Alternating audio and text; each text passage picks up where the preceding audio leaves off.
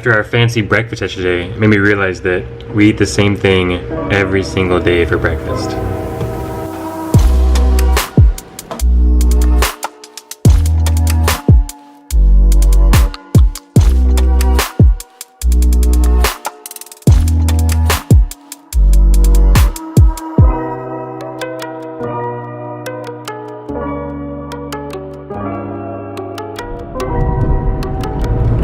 Heading to the shop.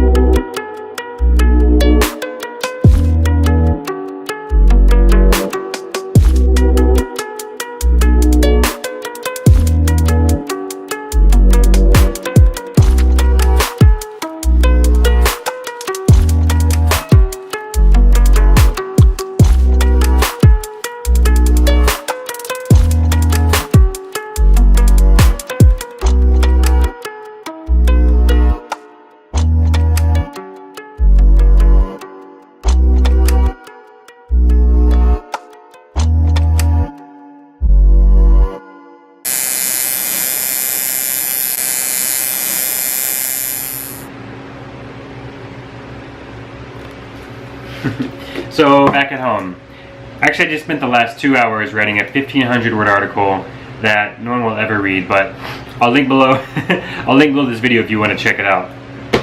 So summer is finally here. I'm getting started on my reading list, and the first book of the summer is Lewis Howes' The School of Greatness. So I'll just do a quick summary of the book. This is more for myself, the blog post and this video, because recently I started reading a book. I made it about halfway through it and realized I'd already read it. So I want to take better notes of what I read, that way I don't waste time rereading the same things over and over again. So Lewis Howes, I just saw him speak maybe a month or 2 months ago at the 10X conference in Vegas. And it really gave me some insight to his story, because I always knew that he was a two-time All-American athlete in 2 different sports, so I was like, okay, like, he's always been this kind of driven, really motivated guy, but actually he had like a really bad injury and he had to quit playing sports and fell into this like crazy depression, and then he found kind of online marketing, online business, and now he's a multi-millionaire with this huge platform. What the School of Greatness is basically, like I mentioned, he has a podcast, and on the podcast he interviews superstar athletes, multi-millionaires, just people who are just crushing it in life, right? Is a distillation of all that he's learned into 8 different chapters. And what I like about the book is that at the end of each chapter there's 2 to 4 exercises, so you can have some like practical or some actionable steps that you can take to implement the lessons from the chapter in your life. So real quickly, the first chapter was creating a vision. The analogy or the metaphor is you're essentially a high-powered car. You can go anywhere you want in the world, but you have to have GPS and know where you're going to get there. So there's 4 exercises there. I won't go through them all. If you want to see the exercises, either click below and you can read the blog post, or just get the book.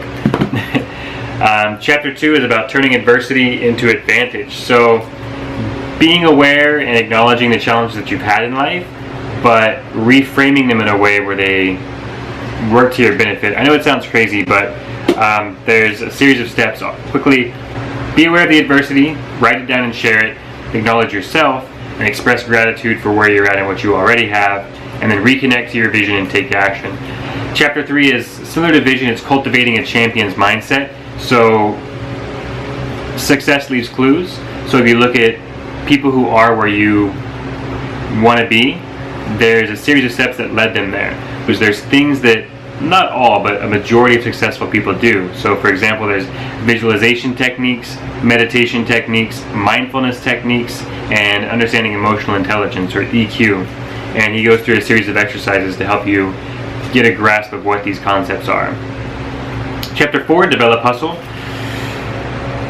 So essentially, no one is going to create your perfect life for you except for you. No one's gonna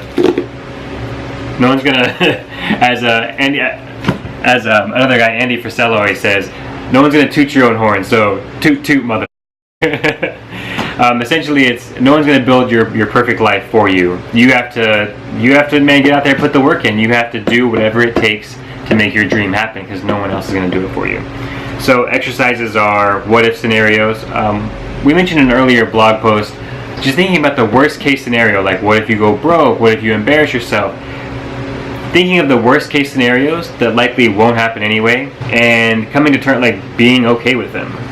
And the second exercise in the hustle chapter is breaking it down into four different areas and working your hustle muscle, as he says, in each of these areas. What this means is going a little bit beyond where you're comfortable, exercising your muscles, that way you can keep growing in these categories. 4 categories are your body, your mind, your relationships, and your technical skills. So body is, of course, exercising, going to the gym. Your mind is reading, putting good stuff in. Not just good stuff in, but also challenging things. So putting things in your mind that take the opposite stance of what you believe. So expanding your open-mindedness. Your relationships, networking, finding people who are just above you and networking with them, trying to be friends with them. And your skills. So don't get comfortable in your skill set, especially in this day and age. I mean, technology is moving, I don't know, what is it, doubles every 9 months or something now. So always be pushing your skills in whatever arena you're in. Chapter 5 is an expansion of the last exercise, part 1, mastering your body. Exercise 1 for the body chapter is take a picture of your body naked. And it's seeing what you appreciate about your body and also what you don't like about your body in the areas that you can fix, you know. This should be motivation to get back in the gym, to stay fit, stay healthy. And exercise 2, developing a fitness or lifestyle plan that you love. Self-explanatory. And then 3 is find out what's missing. So take inventory of each of these categories.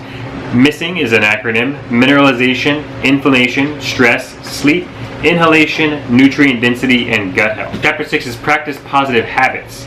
So it starts with a quote from Brian Tracy: successful people are simply those with successful habits. And I follow that with another quote by Aristotle: we are what we repeatedly do. Excellence then is not an act, it's a habit. So this, when you say it out loud, it's pretty obvious, but it's easy to get into bad routines or bad habits. If you have the habits of success, you're going to be successful. If you have bad habits, you're not going to have a great life, and you'll be victim to whatever happens to you. You'll be a bit more reactionary than proactive.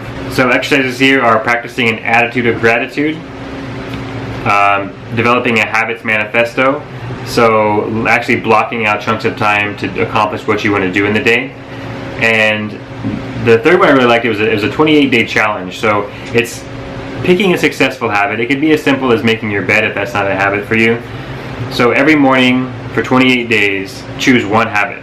After 28 days, you'll have it kind of more or less a habit, add on a new one. So you could start with making your bed every morning, and then after a month or 28 days, switch to I'm going to meditate for 20 minutes every morning.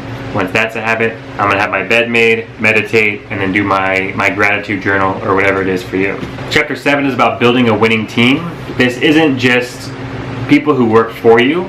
It's a team, as in people who are going to help get you to where you need to be.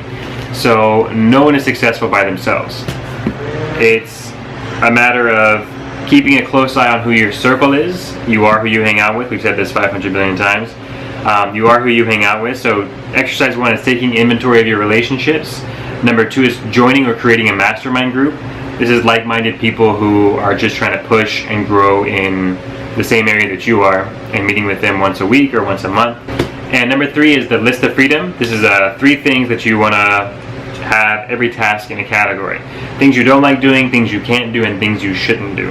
And finally, exercise 4 on chapter 7 is understanding your personality matrix. You'll have to go into the book and see what that's about. It's just about understanding your personality type and trying to find the opposite, or someone who's a complement to your personality type. So you don't need to have 2 people of the same personality type. It's better if you're, so for example, if you're an introvert, you want to find a partner who's an extrovert. And chapter 8 finally is living a life of service.